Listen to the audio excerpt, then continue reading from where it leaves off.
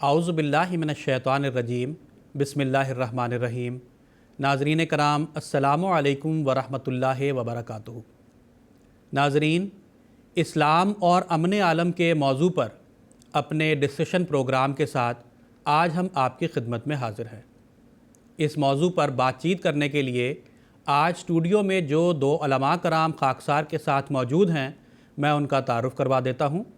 محترم مولانا منیر احمد خادم صاحب اور محترم مولانا شیخ مجاہد احمد شاستری صاحب آج کے ایپیسوڈ میں خاکسار کے ساتھ شریک گفتگو ہوں گے۔ میں ہر دو حضرات کا خیر مقدم کرتا ہوں۔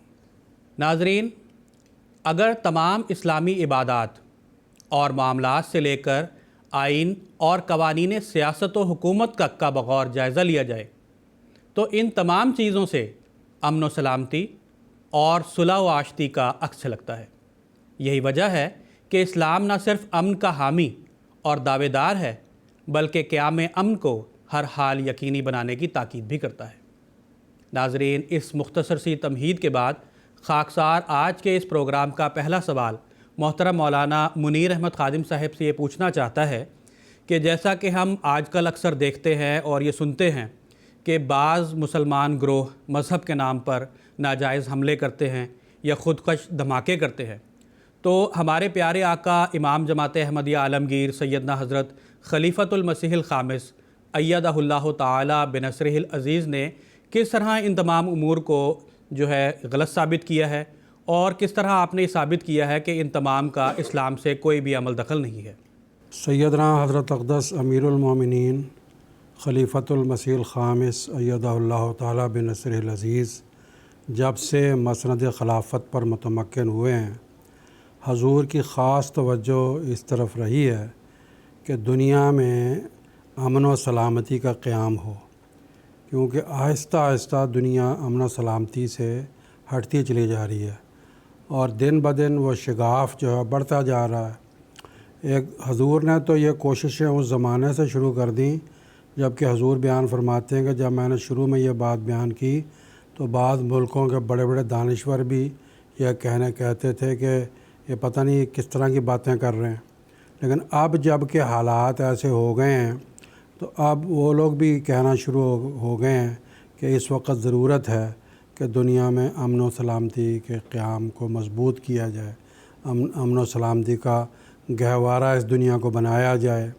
اگر اب دیر ہو گئی تو پھر دنیا کو سوائے اس کے کہ ہم کہیں کہ ہم خود اس کو اپنے ہاتھ سے جہنم بنا لیں گے اور کچھ بھی نہیں ہے۔ تو اس کے لیے حضرت امیر المومنین ایدہ اللہ تعالی بنصرہ العزیز نے جو مختلف خطابات، مختلف خطبات ارشاد فرمائے، وہ کتابی شکل میں شائع شدہ ہیں، اور اس کا جو انگلش میں اس کا عنوان ہے world crisis and pathway to peace, اور اردو میں اس کا نام ہے امن عالمی بحران اور امن کی راہ۔ یہ کتاب شائع شدہ ہے۔ اس میں حضور کے خطبات بھی ہیں، 2008 سے شروع ہوئے ہیں، اور اس کے علاوہ حضور کے جو خطوط، حضور نے جو سنت نبوی صلی اللہ علیہ وسلم کی پیروی میں دنیا کے جو سربراہان ہیں، بعض ضروری اور اہم ممالک کے، ان کے سربراہان کو آپ نے وہ خطوط لکھے ہیں، وہ بھی اس کی کتاب میں شائع شدہ ہیں۔ تو اس کتاب میں حضور نے جو حضور کے خطبات اور خطابات ہیں، اس میں کھول کر اس بات کو بیان کیا کہ آج کل جو بعض مسلم گروہوں کی طرف سے دہشت گردی پھیلائی جا رہی ہے، اسلام کے نام پر بم دھماکے ہو رہے ہیں، اسلام کے نام پر خودکش حملے ہو رہے ہیں، حضور نے واضح طور پر لکھا اور فرمایا ہے کہ یہ بالکل اسلام کے خلاف ہے، اسلام اس کی اجازت نہیں دیتا۔ ابھی جو ہم نے یہ جو پروگرام کر رہے ہیں، اس کا عنوان ہی ہم نے رکھا اسلام اور امن عالم۔ اسلام جو ہے یہ لفظ ہی مسلم کے معنی سلامتی کے ہیں، سلامتی پھیلانے والے کے ہیں، مومن کے معنی امن پھیلانے والے کے ہیں۔ تو یہ نام ہی اس بات جھلکاتا ہے، اور امن عالم یہ ہو گیا کہ اسلام کے بارے میں قرآن مجید میں آتا ہے، حضرت صلی اللہ علیہ وسلم کو اللہ نے ارشاد فرمایا کہ آپ تمام دنیا کے لیے رحمت ہیں، اور تمام دنیا کے لیے آپ کا پیغام ہے، اور جو پیغام آپ کو عطا کیا گیا وہ کامل ہے اور مکمل ہے۔ تو جب ایک پیغام ایسا ہو کہ وہ تمام دنیا کے لیے ہو، کامل ہو اور مکمل ہو، اور پھر وہ اس کا نام ہی سلامتی ہو، اس کا نام ہی امن ہو، تو اس کے متعلق ہم کیسے کہہ سکتے ہیں کہ وہ ناجائز طور پر جو بم دھماکے کرے یا خود کش حملے کریں تو ان کو ہم کہیں کہ وہ اسلامی تعلیمات کے مطابق ہے۔ ہاں، ایک بات جو بعض لوگوں کے ذہنوں میں شکوک پیدا کرتی ہے، اور وہ تو حضور نے اپنے ان خطبات میں بھی ان کو حل فرمایا کہ حضرت صلی اللہ علیہ وسلم کے زمانہ میں جو جہاد ہوا تھا، وہ جہاد اور یہ آج کل کے جو لڑائیاں ہو رہی ہیں یہ وہ نہیں ہیں، وہ تو صرف ربنا اللہ کہنے کی وجہ سے تھی۔ جب اللہ تعالیٰ کا حکم حضرت صلی اللہ علیہ وسلم نے پہنچایا کہ ایک خدا کی عبادت کرو، یہ جو بت ہیں یہ خدا نہیں ہیں، مشرکین نے اختلاف کیا۔ اگر وہ اختلاف کی حد تک رہتے تو ٹھیک تھا، لیکن ان لوگوں نے بجائے اختلاف کرنے کے ان لوگوں نے دشمنیاں کرنی شروع کر دیں۔ حضرت صلی اللہ علیہ وسلم پر ایمان لانے والوں کو قتل و غارت کی، ان کے گھر لوٹ لیے اور ان کے گلی کوچے خون سے بھر دیے۔ تو اللہ تعالیٰ نے پھر بھی حکم یہ دیا کہ لڑائی نہیں کرنی۔ حضرت صلی اللہ علیہ وسلم کو یہ ارشاد ہوا، انی امرت بالعفو فلا تقاتلوا، مجھے تو عفو کا حکم دیا گیا، جنگ نہیں کرنی، تو تم اب ایسا کرو یہاں سے ہجرت کر کے چلے جاؤ۔ چنانچہ وہاں سے 400-500 کلومیٹر کے فاصلے پر مدینہ ہجرت کر کے چلے گئے۔ تو مکہ کے لوگ وہاں تک پیچھا کرتے ہوئے جب آئے، تب اللہ نے حکم دیا کہ اب جب تم کو اللہ کا نام لینے سے روکا جا رہا ہے تو تمہیں میں جنگ کی اجازت دیتا ہوں۔ اس کا نام جہاد ہے، وہ ہے اسلامی جہاد، اور وہ جہاد کی بھی یہ تعریف کی گئی ہے کہ اللہ فرماتا ہے کہ وہ جہاد کی اجازت میں تم کو اس لیے دے رہا ہوں کہ تم پر اس لیے ظلم کیا گیا کہ تم ربنا اللہ کہتے ہو، تم کہتے ہو اللہ ہمارا رب ہے، اور جہاد کی اس لیے اجازت دیتا ہوں کہ تم کو تمہارے گھروں سے بستے بساتے گھروں سے نکال کر باہر پھینک دیا گیا۔ اور پھر فرمایا کہ جہاد کی اجازت اس لیے دیتا ہوں کہ تاکہ آج جو مساجد اجاڑی جا رہی ہیں، کل کو یہودیوں کے گرجے بھی اجاڑے جائیں گے، عیسائیوں کے گرجے اجاڑے جائیں گے۔ تو مذہبی عبادت گاہیں اور مذہبی عبادتوں کے قیام کے لیے جہاد ہے، اور اس کی خاطر وہ جہاد ہوا، ورنہ یہ باقی جتنی جنگیں ہیں وہ سیاسی جنگیں ہیں، اور سیاسی جنگوں کے بارے میں بھی قرآن مجید میں اب تعلیم موجود ہے۔ قرآن مجید میں اللہ تعالیٰ فرماتا ہے زیادتی کبھی نہیں کرنی۔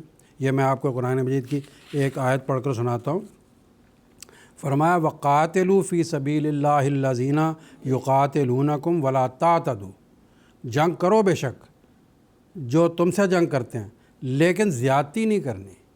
ان اللہ لا يحب المعتدین، اللہ تعالیٰ زیادتی کرنے والوں کو پسند نہیں کرتا۔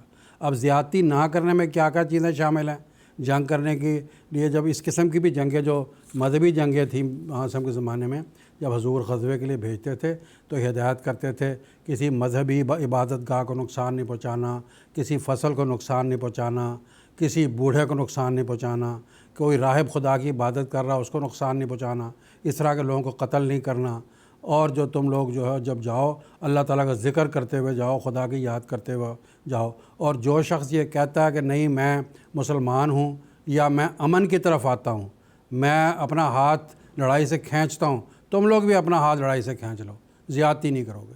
زیادتی کرو گے تو وہ اسلامی جنگ نہیں ہوگی۔ تو یہ جو اسلامی جنگ کی ہدایات اور تعلیمات دی گئی ہیں یہ سیاسی جنگوں پر بھی حاوی ہیں، بلکہ یہاں تک قرآن مجید کی تعلیم ہے کہ جب دو ملک آپس میں جنگ کریں تو ان کی صلح کروا دو، اور اگر وہ دو ملکوں میں سے کوئی ایک زیادتی کرے تو سب مل کے اس زیادتی کرنے کے خلاف جو ہے وہ نبرد آزما ہو جاؤ اور اس کو منع کرو، اس کو باز کرو تاکہ وہ زیادتی سے باز آ جائے۔ تو قرآن خلاصہ یہ ہے کہ قرآن مجید کی اور حضرت صلی اللہ علیہ وسلم کی جو تعلیمات ہیں وہ ساری کی ساری امن پر مبنی ہیں، اور حضرت اقدس خلیفۃ المسیح الخامس سید اللہ تعالیٰ بن نصر العزیز نے جو اس بارے میں ارشاد فرمایا ہے، میں خلاصتاً ایک چند لائنیں آپ کی خدمت میں پیش کرتا ہوں۔ حضور فرماتے ہیں میں یہ بات بالکل واضح کر دینا چاہتا ہوں کہ حقیقت میں یہ شر انگیزیاں اسلامی تعلیمات کے سراسر منافی ہیں، اور قرآن کریم کسی بھی طرح کے حالات میں انتہا پسندی اور دہشت گردی کی اجازت نہیں دیتا۔ ہمارا ایمان ہے کہ اس زمانہ میں خدا تعالیٰ نے بانی جماعت احمدیہ حضرت مرزا غلام احمد قادیانی علیہ السلام کو حضرت محمد رسول اللہ صلی اللہ علیہ وسلم کی کامل اتباع اور میں مسیح موعود اور امام مہدی بنا کر مبعوث کیا۔ حضرت مسیح موعود علیہ السلام اور قرآن کریم کی سچی تعلیمات کے دنیا میں پھیلانے کے لیے ہی مبعوث ہوئے تھے۔ آپ بندہ اور خدا تعالیٰ کے مابین تعلق کو قائم کرنے کے لیے بھیجے گئے۔ آپ کی بعثت کی غرض یہ ہے کہ تا انسان ایک دوسرے کے حقوق کو پہچانے۔ آپ اس لیے بھیجے گئے تا ہر طرح کی مذہبی جنگوں کا خاتمہ ہو۔ آپ اس لیے بھیجے گئے کہ تا تمام بانیان مذہب اور انبیاء کی عزت و احترام قائم کیا جائے۔ آپ دنیا کی توجہ اعلیٰ اخلاق اور اقدار کے حصول اور تمام دنیا میں امن، محبت، ہمدردی اور بھائی چارہ کے قیام کے لیے مبعوث ہوئے۔ چنانچہ یہی وہ کام ہے جو آج حضرت امیر المومنین ایدہ اللہ تعالیٰ بنصر العزیز پوری دنیا میں کر رہے ہیں، اور جماعت احمدیہ کے ذریعہ حضرت صلی اللہ علیہ وسلم کی پیشگوئی کے نتیجے میں کہ جب امام مہدی آئے گا تو اس کا کام اشاعت اسلام ہوگا۔ پہلا کام تکمیل ہدایت کا تھا، دوسرا کام تکمیل اشاعت ہدایت ہے۔ اب وہی تکمیل اشاعت ہدایت اللہ تعالیٰ کے فضل و کرم سے حضرت امیر المومنین کے ذریعہ سر انجام پا رہی ہے۔ جزاکم اللہ تعالیٰ احسن الجزا۔ پروگرام کا اگلا سوال خاکسار محترم مولانا شیخ مجاہد احمد شاستری صاحب سے پوچھنا چاہتا ہے کہ سیدنا حضرت خلیفۃ المسیح الخامس ایدہ اللہ تعالیٰ بنصرہ العزیز نے وہ کون سے طریق اختیار کرنے کا ارشاد فرمایا ہے کہ جس کے ذریعہ لوگوں کو ذہنی اطمینان حاصل ہو سکتا ہے اور جس کے نتیجے میں پھر پرامن معاشرے کا بھی قیام ہو سکتا ہے؟ ہم سن 2024 میں سے گزر رہے ہیں۔ دنیا کے مختلف مذاہب کے ماننے والے، چاہے وہ ہندو ہوں، مسلمان ہوں، عیسائی ہوں، جو بھی سلیم الفطرت ہیں، دانشور ہیں، آج وہ اس بات سے متفق ہیں کہ یہ دنیا ایک اضطراب اور بے چینی میں سے گزر رہی ہے، اور محدود پیمانے پہ دنیا کے کئی خطوں میں جنگ جاری ہے۔ کسی بھی وقت یہ جنگ کی چنگاری بھڑک سکتی ہے اور عالمی پیمانے پہ تیسری جنگ عظیم چھڑ سکتی ہے۔ اس کے ساتھ ساتھ ہم دیکھتے ہیں کہ دنیا مختلف بلاکس میں تقسیم ہو رہی ہے، گروہ بن رہے ہیں، لوگ ایک دوسرے کے ساتھ اور ملک آپس میں گروہوں میں جڑتے چلے جا رہے ہیں۔ پھر انتہا پسندی شدت کے ساتھ بڑھ رہی ہے۔ مالی لحاظ سے اگر ہم دیکھیں اور اقتصادی لحاظ سے اگر ہم دیکھیں تو حالات ابتر سے ابتر ہوتے چلے جا رہے ہیں۔ عوام الناس بے روزگاری اور مہنگائی میں ڈوبی ہوئی ہے، اسی سے اس کو فرصت نہیں ملتی۔ تو ایسے حالات میں جب کہ انتشار اور پریشانیوں کا چاروں طرف ایک نہ ختم ہونے والا سلسلہ نظر آتا ہے، ضرورت اس بات کی ہے کہ پھر انسان اطمینان کیسے حاصل کرے، ایک پرامن معاشرہ کیسے قائم کیا جائے، اس بارے میں مذاہب کیا تعلیم دیتے ہیں۔ آج کی اس گفتگو میں اسلام اس بارے میں کیا تعلیم دیتا ہے، اور خصوصیت کے ساتھ ہمارے پیارے امام سیدنا حضرت خلیفۃ المسیح الخامس ایدہ اللہ تعالیٰ بنصر العزیز نے اپنی جو کتاب ہے عالمی بحران اور امن کی راہ، اس میں جو خاص طور پہ نکات بیان کیے ہیں، وقت کی رعایت سے ان میں سے چند ایک نکات بیان کروں گا۔ حضور انور نے خاص طور پہ یہ بیان فرمایا کہ دنیا میں اگر ہم نے اطمینان قائم کرنا ہے تو اس کی بنیادی شرط یہ ہے کہ عدل اور انصاف کو قائم کیا جائے۔ یہ عدل اور انصاف انسان کی انفرادی زندگی میں بھی ہے، اور پھر اس کا دائرہ جب وسیع ہوتا ہے تو یہ قومی زندگی میں بھی نظر آتا ہے۔ انفرادی زندگی میں اس طرح ہے کہ ایک خاوند جو گھر کا سربراہ ہوتا ہے، جب وہ عدل انصاف کرتا ہے، اپنے بیوی بچوں کے حقوق دیتا ہے، اپنی اولاد کے درمیان عدل کے ساتھ مساوات کرتا ہے، اپنے ماں باپ کے حقوق کرتا ہے، تو گھر میں پرامن معاشرہ قائم ہو جاتا ہے۔ ورنہ اگر وہ عدل نہیں کرتا، اس کا پیمانہ کسی ایک طرف چھلکتا ہے یا کسی ایک طرف وہ جھک جاتا ہے، تو اس کے نتیجے میں گھر میں انتشار شروع ہو جاتا ہے۔ جب اس کو وسیع دائرے میں ہم کرتے ہیں تو قوموں کی طرف جب ہم آتے ہیں، تو جب قومیں کسی دوسری قوم کے اوپر عدل و انصاف نہیں کرتی، ان کی جائیدادوں کو، ان کی املاک کو لوٹنے کی کوشش کرتی ہیں، تو اس کے نتیجے میں بے چینیاں پیدا ہو جاتی ہیں۔ حضور نے خاص طور پہ، میں الفاظ حضور کے پڑھتا ہوں، حضور نے بیان فرمایا دنیا میں قیام امن کے لیے ضروری ہے کہ ہر سطح پر اور دنیا کے ہر ملک میں انصاف کے درست معیار قائم کیے جائیں۔ قرآن کریم اس بارے میں مزید فرماتا ہے کہ کوئی ملک یا قوم جو تم سے برسر پیکار ہے، ان سے بھی معاملہ کرتے وقت مکمل انصاف اور عدل کے تقاضوں کو ملحوظ خاطر رکھو۔ یعنی اپنوں کے ساتھ تو عدل کرنا ہی ہے، یہ قرآن مجید کا ایک اعجاز ہے اور اسلام کی عظیم الشان خوبی ہے کہ جس قوم کے ساتھ جنگ ہو رہی ہے یا لڑائی میں تمہارے ساتھ شریک ہے، باوجود اس کے کہ جنگ ہو رہی ہے، لیکن عدل اور انصاف کے تقاضوں کو نہیں چھوڑنا۔ اس زمانے کے مامور سیدنا حضرت اقدس مرزا غلام احمد صاحب قادیانی بانی جماعت احمدیہ نے ایک موقع پر ملفوظات جلد 2 صفحہ 24 میں بیان فرمایا کہ تمام قوا کا بادشاہ انصاف ہے۔ اگر یہ قوت انسان میں مفقود ہے تو پھر سب سے محروم ہونا پڑتا ہے۔ یعنی انسان کے اندر جو مختلف قوتیں پائی جاتی ہیں، مثلا امانت ہے، سچائی ہے، دیانت ہے، ان تمام قوتوں میں سے اگر کوئی قوت سب سے بڑھ کے ہے جس کو بادشاہ حضور نے قرار دیا تو وہ انصاف ہے۔ تو یہی وجہ ہے کہ انصاف کے نتیجے میں جب انصاف قائم کیا جاتا ہے تو عدل ہوتا ہے، پھر انسان ذہنی طور پر بھی مطمئن ہوتا ہے۔ اور اگر عدل نہ کیا جائے، کوئی قوم دوسری قوم کی دولت کو یا اس کے وسائل کو لوٹنے کی کوشش کرتی ہے تو ایک نسل تو دب جاتی ہے کیونکہ وہ مغلوب ہو گئی، لیکن جب ان کی اگلی نسلیں پیدا ہوتی ہیں تو ان کے دل میں بے چینیاں ہوتی ہیں کہ ہمارے باپ دادا کو مغلوب کر لیا گیا اور ہمارے باپ دادا کی جو ہماری جائیدادیں تھیں، ہمارے جو وسائل تھے قدرتی، ان کو دیگر قومیں لوٹ رہی ہیں۔ تو جو ان کے پاس طاقت ہوتی ہے تب وہ دہشت گردیاں بھی پیدا ہوتی ہیں، اور جب ان اور شدت ہو جاتی ہے تو پھر وسیع پیمانے پہ جنگیں پیدا ہوتی ہیں۔ تو یہ اسلام کی بنیادی بات ہے جس کی طرف ہمارے پیارے آقا آج سے نہیں، تقریباً 15-20 سال سے، جب سے آپ مسند خلافت پر متمکن ہوئے، دنیا کو یہ توجہ دلا رہے ہیں کہ انصاف کرو، انصاف کرو اور انصاف کرو۔ اسی انصاف کے نتیجے میں دنیا میں امن قائم ہوگا اور ایک پرامن معاشرہ قائم ہوگا۔ جزاکم اللہ تعالیٰ حسن الجزا۔ پروگرام کو آگے بڑھاتے ہوئے خاکسار اپنا اگلا سوال محترم مولانا منیر احمد خادم صاحب سے یہ پوچھنا چاہتا ہے کہ سیدنا حضرت خلیفۃ المسیح الخامس ایدہ اللہ تعالیٰ بنصرہ العزیز نے لا اکراہ فی الدین کی کیا تشریح بیان فرمائی ہے؟ لا اکراہ فی الدین سورۃ البقرہ کی 250ویں آیت ہے، اور یہ اس طرح ہے، اعوذ باللہ من الشیطان الرجیم، لا اکراہ فی الدین قد تبین الرشد من الغی۔ دین کے معاملہ میں کوئی جبر نہیں، قبول دین کے معاملہ میں کوئی جبر نہیں۔ کیوں؟ اس لیے کہ ہدایت اور گمراہی کھل کر سامنے آ گئی ہے۔ نور اور ظلمت، روشنی اور اندھیرا کھل کر سامنے آ گئے ہیں۔ ہر آدمی جان سکتا ہے کہ روشنی کی طرف جانا ہے یا ظلمت کی طرف جانا ہے، فائدہ میرا کس طرف ہے۔ تو اس لیے دین کے معاملے میں یا قبول دین کے معاملے میں کسی قسم کا جبر اور اکراہ اسلام میں نہیں ہے۔ چنانچہ بہت سی اس آیتیں، صرف یہی آیت نہیں ہے، قرآن مجید میں اور بھی بہت سی آیتیں ہیں۔ مثلا قرآن مجید میں اللہ تعالیٰ فرماتا ہے قُلِ الْحَقُّ مِن رَبِّكُمْ، یہ تمہارے رب کی طرف سے حق ہے۔ فَمَن شَاءَ فَلْيُؤْمِن، جو چاہے ایمان لے آئے، وَمَن شَاءَ فَلْيَكْفُرْ، اور جو چاہے انکار کر دے۔ یہ ہے سورۃ الکہف کی 30ویں آیت ہے۔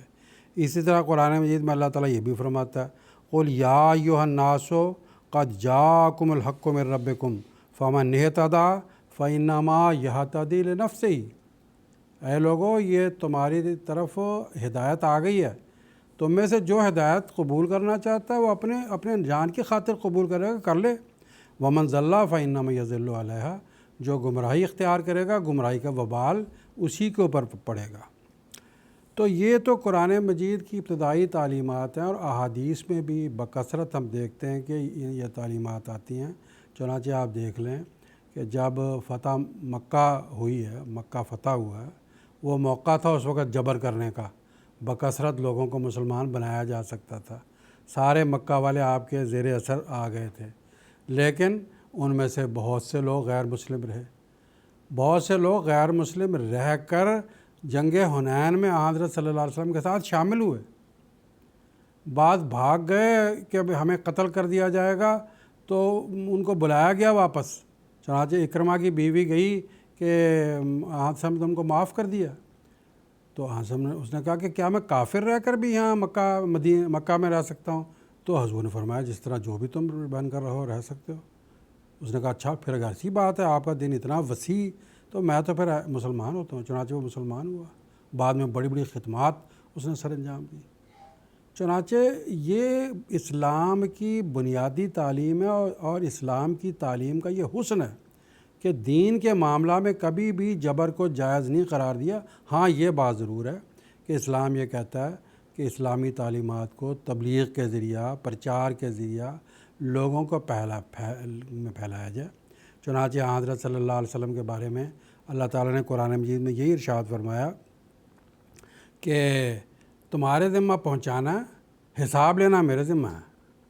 علیک البلاغ و علینا الحساب، تیرے ذمہ تو صرف پہنچا دینا ہے اور حساب کتاب میرے ذمہ ہے۔ لیکن آج بڑی ہم دیکھ رہے ہیں بعض مسلمان جو بڑے ٹھیکیدار بنے ہیں مولوی، یہ حساب کتاب انہوں نے جو خدا نے اپنے ہاتھ میں رکھا وہ انہوں نے اپنے ہاتھ میں لے لیا۔ حضرت صلی اللہ علیہ وسلم کو تو اللہ تعالیٰ نے فرمایا کہ میں نے تجھے مسیطر نہیں بنایا، میں نے تجھے داروغہ نہیں بنایا۔ چنانچہ یہ جو امن کی تعلیمات ہیں یہ جو قرآن مجید نے دی ہیں، یہ بھی حضرت امیر المومنین ایدہ اللہ تعالیٰ بنصر العزیز نے اپنی اس کتاب میں جا بجا بیان فرمائی ہے، اور کہ اسلام جبر کی اور اکراہ کی تعلیم نہیں دیتا۔ تو یہ میں حضور کے الفاظ میں آپ کو پڑھ کر سناتا ہوں۔ حضرت امیر المومنین ایدہ اللہ تعالیٰ بنصر العزیز نے برطانوی پارلیمنٹ میں جو 2008 میں خطاب ارشاد فرمایا تھا 22 اکتوبر 2008 کو، اس میں سے چند لائنیں آپ کو پڑھ کر سناتا ہوں۔ حضور فرماتے ہیں یہ در حقیقت اسلام کی تعلیم ہے جو ہمیں قرآن کریم نے دی ہے۔ قرآن یہ اعلان کرتا ہے کہ لا اکراہ فی الدین، یہ ترجمہ دین میں کوئی جبر نہیں ہے۔ یہ حکم نہ صرف اس الزام کو رد کر رہا ہے کہ اسلام تلوار کے زور سے پھیلا ہے، بلکہ مسلمانوں کو یہ بتا رہا ہے کہ ایمان لانا ایک ایسا معاملہ ہے جو بندہ اور اس کے خدا کے درمیان ہے، جس میں کسی طرح سے بھی مداخلت نہیں ہونی چاہیے۔ ہر انسان کو اپنے مذہب کے مطابق زندگی گزارنے اور عبادت کرنے کی اجازت ہے، لیکن اگر مذہب کے نام پر جاری سرگرمیاں دوسروں کے لیے ضرر رساں ہو جائیں، یعنی نقصان دہ ہو جائیں، اور ملکی قانون کے خلاف ہوں، تب اس ملک کے قانون نافذ کرنے والے ان کے خلاف کارروائی کر سکتے ہیں، کیونکہ اگر کسی مذہب میں کوئی ظالمانہ فعل کیا جا رہا ہے تو وہ ہرگز کسی ایسی تعلیم کا حصہ نہیں ہو سکتا جو خدا تعالیٰ کے کسی بھی نبی نے دی ہو۔ علاقائی اور بین الاقوامی سطح پر قیام امن کے لیے یہ ایک بنیادی اصول ہے۔ تو یہ وہ بات ہے، یہ وہ بنیادی تعلیم ہے کہ دین کے معاملہ میں جبر نہیں، اکراہ نہیں، جو حضرت امیر المومنین ایدہ اللہ تعالیٰ نے، یہ تو میں نے ایک مثال کے طور پر حوالہ پیش کیا، اس کے علاوہ اور بھی بہت سی مثالیں دی ہیں اور یہ باتیں بیان فرمائیں کہ کون کون سا طریقہ ایسا ہے کہ ہم اس کو استعمال کر سکتے ہیں، اس کو رائج کر سکتے ہیں۔ چونکہ تفصیلی بات ہے، یہ موقع نہیں یہاں بیان کرنے کا، فی الحال اسی پر اکتفا کرتا ہوں۔ جزاکم اللہ تعالیٰ حسن الجزا۔ پروگرام کو آگے بڑھاتے ہوئے خاکسار اپنا اگلا سوال محترم مولانا شیخ مجاہد احمد شاستری صاحب سے یہ کرنا چاہتا ہے کہ دنیا میں امن قائم کرنے کے تعلق سے قرآن مجید میں ایک یہ بھی اصول ملتا ہے کہ دوسروں کی دولت کو للچاتی ہوئی نظروں سے مت دیکھو، تو اس کی کچھ تشریح بیان فرمانے کی درخواست ہے۔ قرآن مجید کا بنیادی مقصد یہ ہے کہ انسان دنیا میں امن اور سلامتی کے ساتھ رہے، اپنی انفرادی زندگی میں بھی امن سے رہے اور اس کے نتیجے میں ایک صالح اور پرامن معاشرے کا قیام ہو۔ اس کے حصول کے لیے، اس مقصد کو حاصل کرنے کے لیے اسلام نے مختلف ذرائع اور اصول بیان فرمائے ہیں۔ انہی ذرائع اور اصولوں میں سے ایک بنیادی ذریعہ یہ ہے کہ جو مال ہے، روپیہ پیسہ ہے، اس کو باطل طریقوں سے نہ کھایا جائے اور کسی دوسرے کو مال کو للچائی ہوئی نظروں سے نہ دیکھو اور حرص نہ پیدا کرو کہ ہمیں وہ مال غلط طریقوں سے حاصل ہو جائے۔ چنانچہ اللہ تعالیٰ قرآن مجید میں بیان فرماتا ہے، بسم اللہ الرحمن الرحیم، یا ایھا الذین آمنوا لا تاکلوا اموالکم بینکم بالباطل، سورہ النساء آیت 30۔ یعنی اے لوگو جو مومن ہو، جنہوں نے ایمان کا دعویٰ کیا ہے، تم مال کو باطل طریقوں سے مت کھاؤ۔ اب باطل طریقے کیا ہوتے ہیں؟ باطل طریقوں سے مال کیسے کھایا جاتا ہے؟ دراصل یہ ہوتا ہے کہ مال جو دولت ہے وہ ایک سے دوسرے کی طرف ایسے رنگ میں منتقل ہو جس طریق کو خدا تعالیٰ نے منع کیا ہوا ہے۔ مثلا وہ کون کون سے طریقے ہیں؟ اس میں سے ایک تو یہ ہے کہ ہم کسی کا ظلم کے کر کے اس کا مال دبا لیں، ہمارا حق نہیں تھا، ہم نے اس کا مال حاصل کر لیا، رشوت کے ذریعہ ہم نے مال حاصل کر لیا، جوئے کے ذریعہ مال حاصل کر لیا، پھر اسی طرح ضرورت زندگی کی جو چیزیں ہیں ذخیرہ اندوزی کر لی کہ بھئی اس کو مہنگے داموں میں ہم نے کرنا ہے۔ تو یہ جو باطل کے طریقے ہیں، ان طریقوں میں سے ایک طریقہ یہ ہے کہ لالچ پیدا ہونی، یعنی کسی کی دولت کو دیکھ کے ہمارے دل میں لالچ پیدا ہو جائے کہ ہم کیسے اس کی دولت کو حاصل کر لیں۔ یہ ہے جس کے اوپر آج کا ہمارا پروگرام ڈسکس ہے۔ تو باطل بنیادی طور پہ جو بیان کیا اصول تھا کہ ہمیں باطل طریق سے مال تو کھانا ہی نہیں، ان میں سے ایک طریقہ ہے کہ لالچ کے ذریعہ نہیں کھانا۔ دراصل ہم جب غور کرتے ہیں کہ لالچ اور حسد ہے کیا چیز، انسان جب کسی دوسری کی کوئی دولت کو دیکھتا ہے تو وہ احساس کمتری میں پہ کئی بار شکار ہوتا ہے کہ اس کے پاس اتنی اچھی چیز ہے، میرے پاس نہیں ہے، اور کئی بار واقعی وہ لالچ کے نتیجے میں باوجود اس کے کہ وہ آسودہ حال ہے، وہ ظلم کے نتیجے میں وہ دولت کو حاصل کرنا چاہتا ہے۔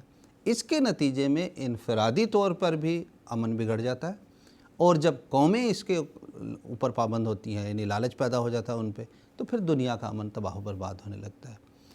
حضرت محمد مصطفیٰ صلی اللہ علیہ وسلم نے کیا ہی خوبصورت بیان فرمایا۔ حضرت جابر رضی اللہ تعالیٰ عنہ بیان فرماتے ہیں کہ آن حضرت صلی اللہ علیہ وسلم نے فرمایا، ظلم سے بچو، کیونکہ ظلم قیامت کے دن تاریکیاں بن کر سامنے آئے گا۔ حرص، بخل اور کینہ سے بچو، کیونکہ حرص، بخل اور کینوں نے پہلوں کو ہلاک کر دیا ہے۔ اس نے ان کو خونریزی پر آمادہ کیا اور ان سے قابل احترام چیزوں کی بے حرمتی ہوئی۔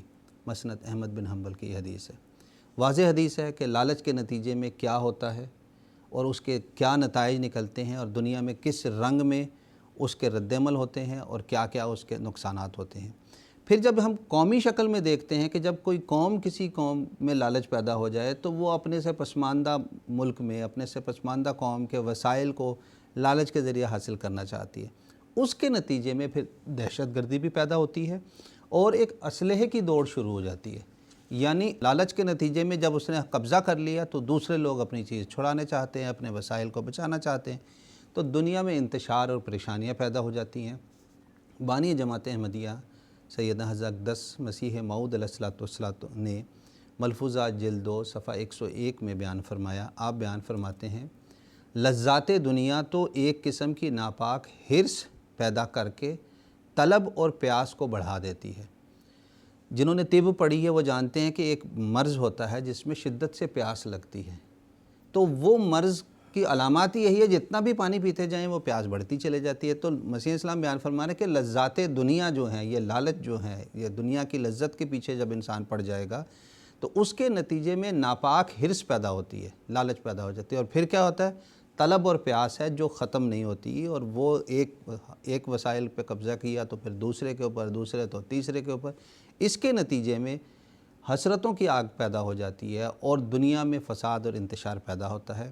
بس یہ اسلام کا عظیم الشان احسان ہے جو اس زمانے میں ہمارے پیارے امام حضرت خلیفۃ المسیح الخامس ایدہ اللہ تعالیٰ بنصر العزیز نے دنیا کے سامنے اثر نو پیش فرمایا ہے کہ حسین معاشرے کے قیام کے لیے جہاں عدل و انصاف کی ضرورت ہے، وہاں حسین معاشرے کے اور پرامن معاشرے کے قیام کے لیے اس بات کی بھی ضرورت ہے کہ کسی کی دولت کو کوئی شخص بھی اور کوئی قوم بھی دوسری قوم کی دولت کو لالچ کی نظر سے نہ دیکھے، جس کے نتیجے میں فساد اور انتشار پیدا ہوتے ہیں۔ اللہ تعالیٰ انفرادی طور پہ اور قومی طور پر بھی قوموں کو یہ سمجھ بوجھ عطا کرے کہ ان حسین تعلیمات پہ وہ عمل کرے، جس کے نتیجے پہ یہ دنیا پرامن جنت کی مانند ہو جائے گی۔ جزاکم اللہ تعالیٰ حسن الجزا۔ ناظرین، اس کے ساتھ ہی ہمارے آج کے اس پروگرام کے اختتام کا وقت ہوا چاہتا ہے۔ پروگرام کے اختتام پر خاکسار سیدنا حضرت اقدس مسیح موعود علیہ السلام کا ایک اقتباس پیش کرے گا۔ سیدنا حضرت مسیح موعود علیہ السلام فرماتے ہیں، ہمارا یہ اصول ہے کہ کل بنینوں کی ہمدردی کرو۔ اگر ایک شخص ایک ہمسایہ ہندو کو دیکھتا ہے کہ اس کے گھر میں آگ لگ گئی اور یہ نہیں اٹھتا کہ تا آگ بجھانے میں مدد دے، تو میں سچ سچ کہتا ہوں کہ وہ مجھ سے نہیں ہے۔ اگر ایک شخص ہمارے مریدوں میں سے دیکھتا ہے کہ ایک عیسائی کو کوئی قتل کرتا ہے اور وہ اس کے چھڑانے کے لیے مدد نہیں کرتا، تو میں تمہیں بالکل درست کہتا ہوں کہ وہ ہم میں سے نہیں ہے۔ میں حلفاً کہتا ہوں اور سچ کہتا ہوں کہ مجھے کسی قوم سے دشمنی نہیں، ہاں جہاں تک ممکن ہے ان کے عقائد کی اصلاح چاہتا ہوں، اور اگر کوئی گالیاں دے تو ہمارا شکوہ خدا کی جناب میں ہے، نہ کسی اور عدالت میں، اور بائیں ہمہ نوع انسان کی ہمدردی ہمارا حق ہے۔ سراج منیر، روحانی خزائن، جلد 12، صفحہ نمبر 28۔ ناظرین، اس کے ساتھ ہی آج کا یہ پروگرام اختتام پذیر ہوتا ہے۔ اجازت دیجیے۔ السلام علیکم ورحمۃ اللہ وبرکاتہ۔